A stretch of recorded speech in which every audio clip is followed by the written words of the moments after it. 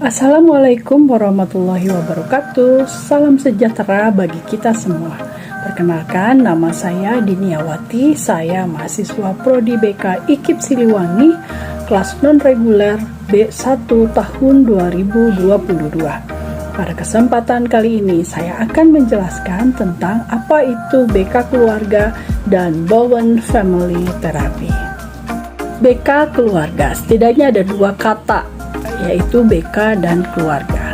Keluarga merupakan kumpulan manusia yang hidup bersama dalam unit masyarakat terkecil.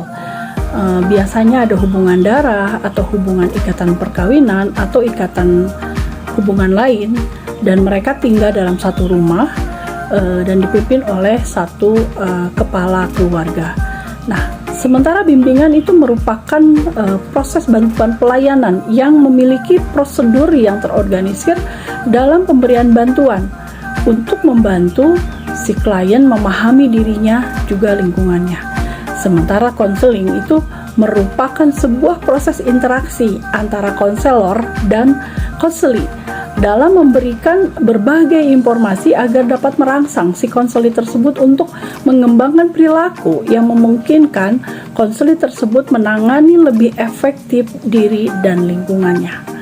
Nah, konseling keluarga itu memandang keluarga itu secara menyeluruh, bahwa permasalahan yang dialami oleh seorang anggota keluarga akan lebih efektif jika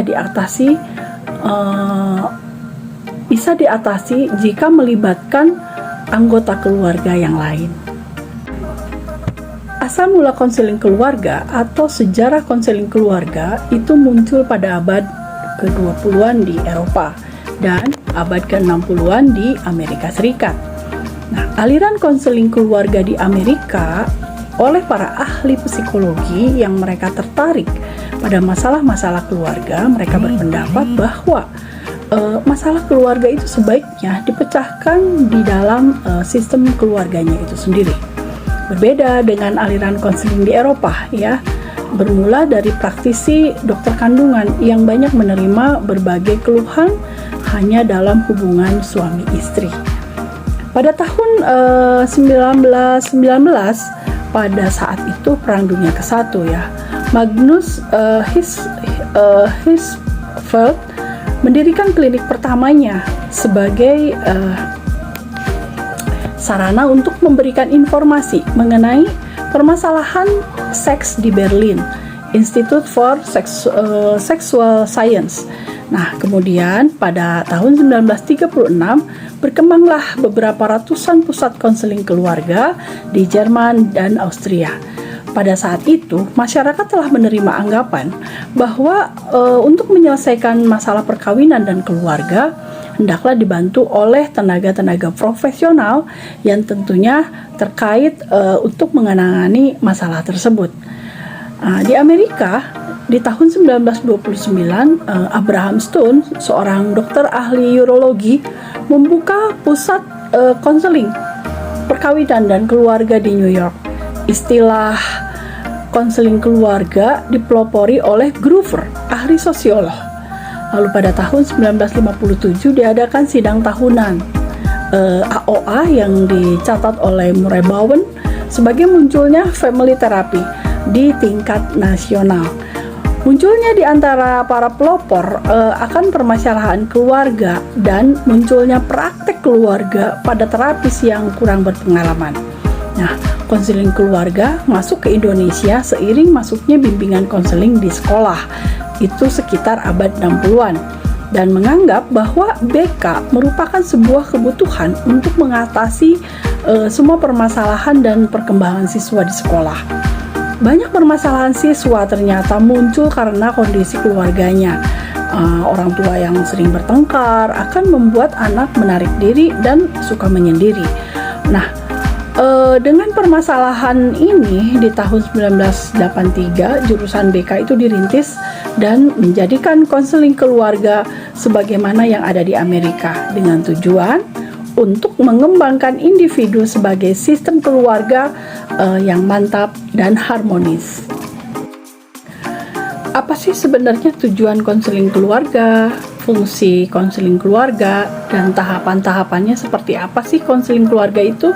Nah, konseling keluarga punya tujuan untuk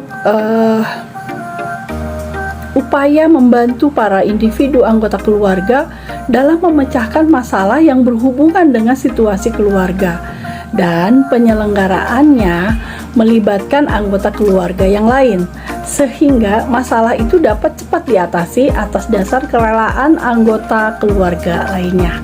Sedangkan fungsi BK keluarga itu sendiri ada beberapa, yaitu pemahaman antara anggota keluarga, lalu bersifat preventif, juga perbaikan, penyaluran, adaptasi, dan penyesuaian. Tahap-tahap dalam konseling keluarga ada 5. Yang pertama adalah raport. Raport itu adalah bagaimana si konselor mempunyai sikap keterbukaan ketika menghadapi konseli, juga anggota keluarga konseli itu sendiri. Lalu yang kedua adalah apresiasi emosional.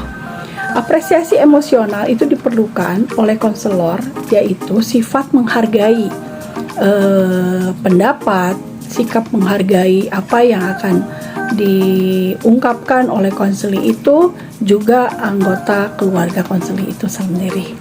Nah, yang ketiga adalah alternatif modus perilaku. Nah, ketika konselor sudah mempunyai sikap yang terbuka, juga sikap menghargai, diharapkan memunculkan perilaku baru dari konseli itu sendiri, juga masing-masing anggota keluarga konseli itu sendiri. Lalu yang keempat adalah membina hubungan konseling. Setelah perilakunya itu muncul dengan perilaku baru, diharapkan dapat membuat kontrak atau komitmen antara konselor dan konseli untuk membangun relasi yang lebih baik ke depannya. Dan yang terakhir adalah memperlancar tindakan positif. Nah, ini adalah mengeksplor kejadian-kejadian, pengalaman-pengalaman, lalu merencanakan apa yang akan dilakukan, dan yang terakhir adalah evaluasi. Anak, remaja, dan keluarga. Anak adalah manusia muda dalam umur, muda dalam jiwa, dan perjalanan hidupnya, dan mudah terpengaruh oleh keadaan sekitarnya. Nah, sedangkan arti remaja adalah suatu proses transisi dalam rentang kehidupan manusia. Sedangkan keluarga merupakan kelompok sosial pertama dalam kehidupan manusia, di mana si manusia itu belajar dan menyatakan dirinya sebagai manusia sosial di dalam interaksi dengan kelompoknya. Ada banyak permasalahan ketika anak menginjak remaja, dari mulai berkata kotor, sehingga muncul perkelahian, penggunaan narkoba mungkin, suka mengganggu ketenangan, sehingga menimbulkan kekacauan publik. Hal ini sering terjadi akibat dari permasalahan yang terjadi di keluarga konseli itu tersebut. Nah, BK keluarga diadakan untuk bertujuan untuk membantu konseli menjadi dirinya sebagai hal yang berbeda dari sistem keluarga, karena masalah keluarga yang berkaitan dengan kehilangan kebebasan anggota keluarga dari peraturan dan kekuasaan keluarga. Dinamika dan krisis keluarga. Dinamika adalah proses di mana si keluarga melakukan fungsi, mengambil keputusan, memberi dukungan pada anggota keluarganya, dan melakukan respon perubahan dan tantangan hidup sehari-hari. Nah, cara anggota keluarga berinteraksi satu sama lain itu disebut dengan dinamika keluarga. Mereka tuh sangat dipengaruhi oleh budaya, tradisi, sejarah keluarga, keterampilan, pengetahuan, emosi, dan peran atau hierarki dalam keluarga. Nah, apabila dinamika keluarga tidak berfungsi dengan baik, maka akan muncul ketidakharmonisan. Nah, Ketidakharmonisan keluarga ini terjadi karena fungsi dan peran masing-masing anggota keluarga tidak berjalan sebagaimana mestinya. Nah, bila dibiarkan, maka akan menjadi krisis keluarga, di mana keluarga menjadi tidak stabil, lalu membawa perubahan yang negatif pada struktur dan fungsi keluarga itu sendiri. Nah, ini sangat berdampak buruk tentunya pada masing-masing anggota keluarga, seperti anak yang broken home misalkan, lalu perceraian, perselisihan, pertengkaran. Nah, hal ini tentu membawa dampak negatif ketika si anggota keluarga tersebut berinteraksi dengan masyarakat.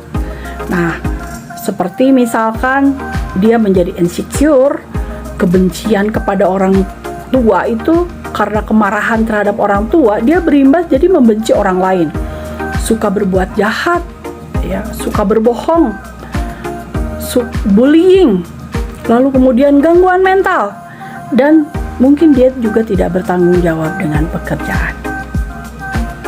Hubungan antara konselor dan Bowen Family Therapy dalam konseling keluarga.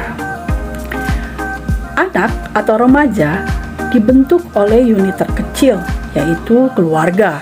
Nah, ketika anak tersebut bermasalah, maka harus dipahami oleh seorang konselor seperti apa latar belakang anak tersebut dan bagaimana emosi anak tersebut. Karena emosi seseorang itu bisa mencerminkan seperti apa orang tersebut. Nah, semuanya itu berawal dari disfungsi keluarga yang sudah kita paparkan tadi. Sehingga anak tersebut merasa tertekan, bahkan mengarah kepada depresi. Bowen Family Therapy adalah sebuah perawatan yang berfokus pada konflik keluarga. Nah, Bowen Family Therapy ini merupakan terapi yang melibatkan emosi. Tujuan utamanya adalah mengurangi komunikasi toksik, mengembangkan diferensiasi secara positif dengan anggota keluarga lainnya. Nah, tahapan konseling keluarga di Bowen Therapy ada 3. Ada awal, pertengahan, dan akhir. Pada awal itu ada getting relationship, ya, memulai untuk membuat hubungan, membangun hubungan yang baik dulu antara konselor dengan konseli, juga anggota keluarga konseli itu sendiri. Lalu yang kedua adalah pertengahan. Pertengahan itu adalah memberikan pertanyaan-pertanyaan, wawancara oleh konselor, ya. Permasalahan apa sebenarnya yang dihadapi, baik itu oleh konseli juga anggota keluarga konseli itu sendiri. Nah, lalu kemudian setelah mengadakan wawancara, mengambil kesimpulan dari data yang sudah didapat, sebenarnya permasalahan apa yang sedang mereka hadapi itu. Lalu yang terakhir adalah tahapan akhir. Tahapan akhir adalah bagaimana konselor menyusun rencana atau problem solvingnya seperti apa untuk permasalahan yang dihadapi oleh konseli itu sendiri. Langkah-langkah teori Bowen Family Therapy. Ada 8 langkah teori Bowen Family Therapy. Yang pertama adalah pembedaan diri atau disebut differential of self, ya. Di sini Bowen mau menyampaikan bahwa setiap manusia itu terlahir baik, ya.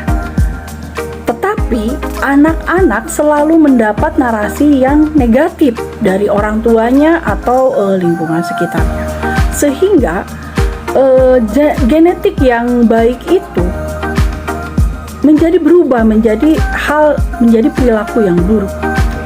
Jadi konsep pertama itu adalah bagaimana bahwa fitrahnya manusia itu adalah baik. Lalu yang kedua adalah triangulasi, di mana Bowen menyatakan bahwa di mana ada 2 orang yang berkonflik dalam keluarga, maka orang ketiga di keluarga itu harus menyelesaikan atau membantu atau mendamaikan masalah tersebut. Namun, apabila orang ketiga tersebut tidak dapat mendamaikan, maka keluarga tersebut memang membutuhkan seorang terapis atau pihak yang lain untuk dapat menyelesaikan permasalahan di dalam keluarga tersebut. Lalu yang ketiga adalah sistem emosional keluarga inti.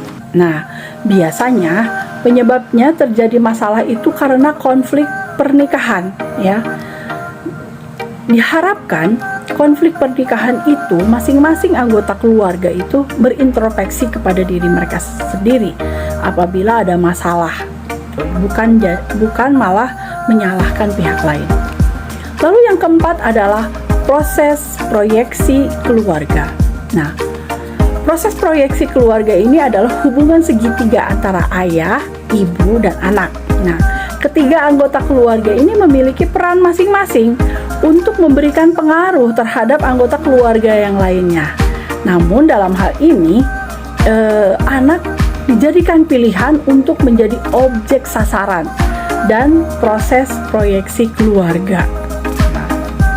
Lalu yang kelima adalah proses transmisi.